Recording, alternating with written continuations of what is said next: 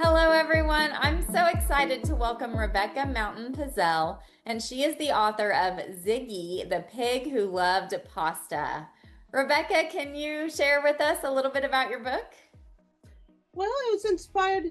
This is a continuation in a series. This is the second and what will be a trilogy. The first book was Ziggy the Pig Who Loves Sushi. Mhm. I did at the time have a wonderful little pet pig named Ziggy, who unfortunately passed away 2 years ago today, actually. And Aw. it was inspired by my life with her. It's not anyway.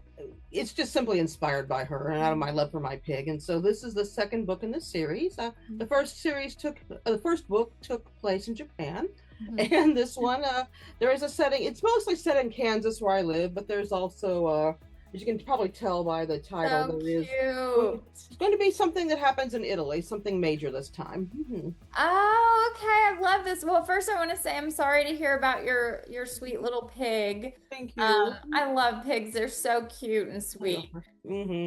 Amazing. I think that this is so great. I love the idea of how you have the different settings. Like you said, the first one was in Japan, and then now you have the book that is set in Italy, Ziggy the Pig Who Loved Pasta. I love this. Rebecca, what was your inspiration? Obviously, you said you had, your pig named Ziggy, but what was your inspiration to actually sit down, write the book, get it published?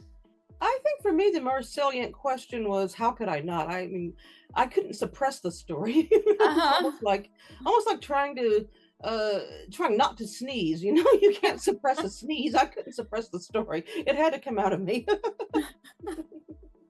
Well, I'm so glad that you had it published because I think that children are going to love this. We were talking a little bit before we started recording, and you said that this book is for a little bit older kids. What age The range is it for? book is really ideally for children between the ages of 10 to 12. Okay, I love this.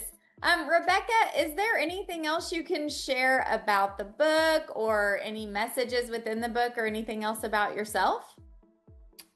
Well, the book is really I actually I come from a military family. I spent 2 years of my childhood in Europe, and it's funny because the book is really kind of a gentle satire. It gently kind of pokes fun at the differences between Americans and Europeans, always Oh. very tastefully. Uh-huh. And I pick on both sides. It's very fair and balanced. Uh-huh. And my job too.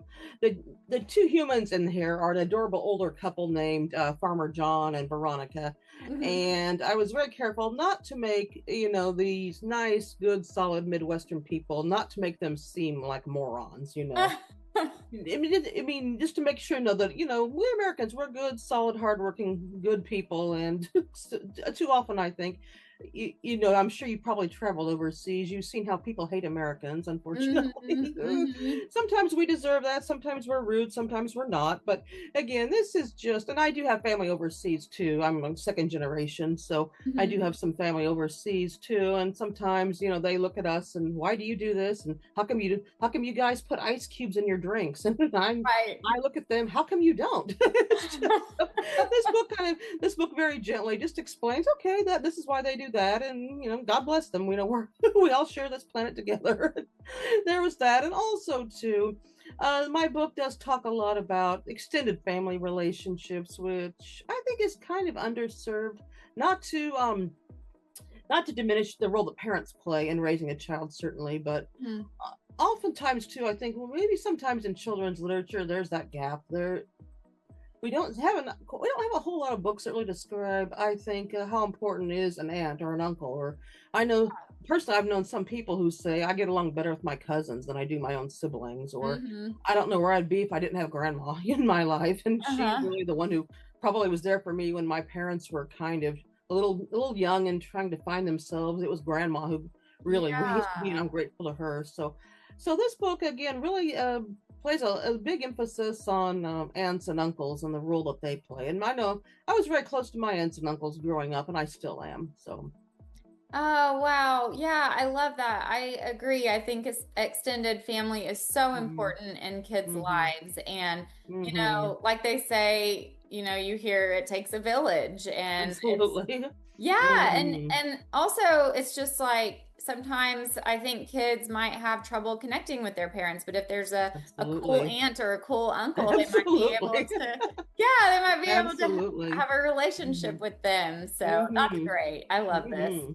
Thank Well, you. yeah, thank you so much, Rebecca, for sharing about your book. For anybody Thank who's you. interested in picking up a copy, again, it's Rebecca Mountain Pizzell, and the title is Ziggy, the Pig Who Loved Pasta.